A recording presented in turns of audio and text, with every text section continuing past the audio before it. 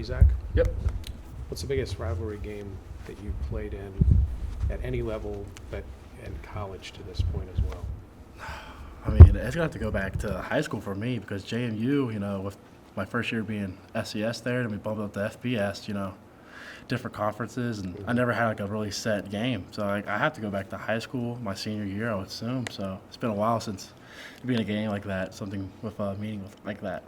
How much are you looking forward to it for that reason, since you haven't had a game like this? A lot. It's fun. Look forward to something. Gives you another reason to play. So I'm really excited.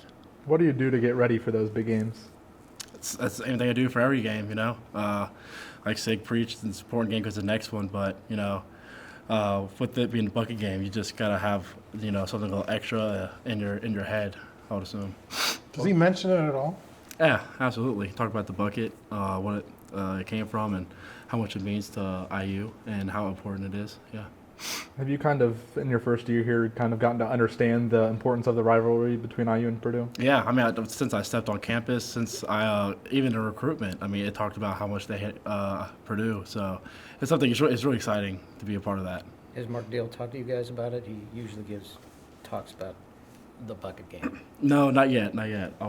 I don't know yet, but he hasn't. I haven't heard anything. Did they try to make ODU your rival at JMU? Is that kind of the last thing that happened? Or Yeah. What was supposed to be the I rival? don't know what they were trying to do. They wanted to make it, but I mean, it hasn't been a closer since time we played them.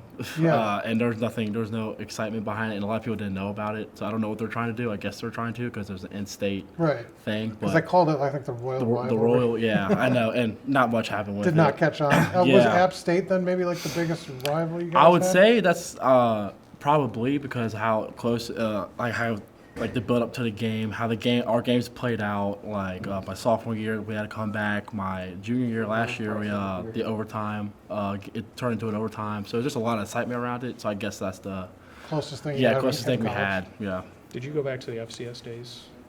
Or because JMU played NDSU in the playoffs a lot?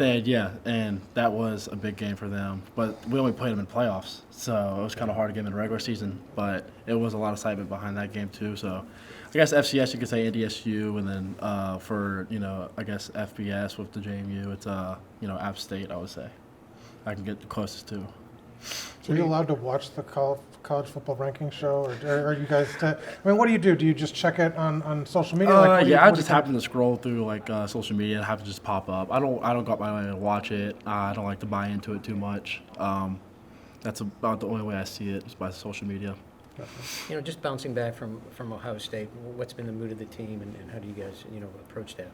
Let's get back in our rhythm. Offensively, we got to get back in our rhythm. I mean, when I turn on the tape, I'm looking at it and I'm just like, this is not the team that I know.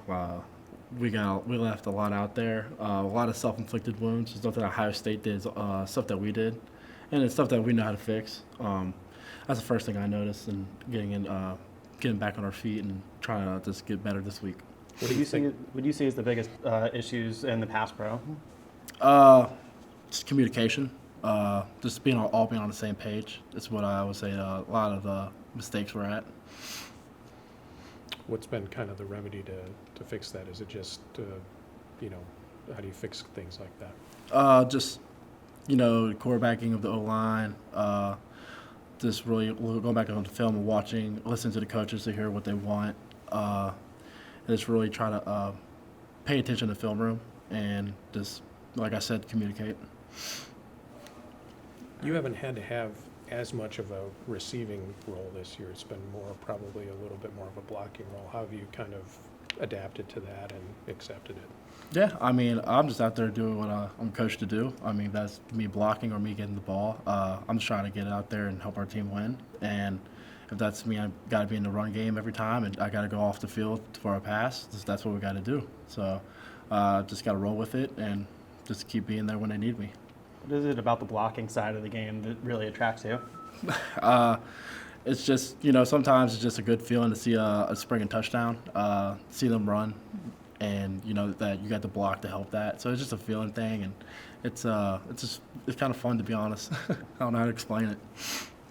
How does Coach Signetti handle losses? This is our first go around with a week after a loss. How does he change anything? Does he? It seems like he would be the type of guy to keep things the same. Yeah, But keeping things the same. I mean, he'll talk a little bit about it Monday, get like a recap of what we need to do better. Then it's out. You don't talk about it no more. We're on the next game because I mean you can't change the past, you can't go back. So we just go on from there, and we just get ready for our next game. 2 more for Zach. All right, thanks, Zach. Okay, thanks, Zach. thanks, Zach. Thanks, Zach.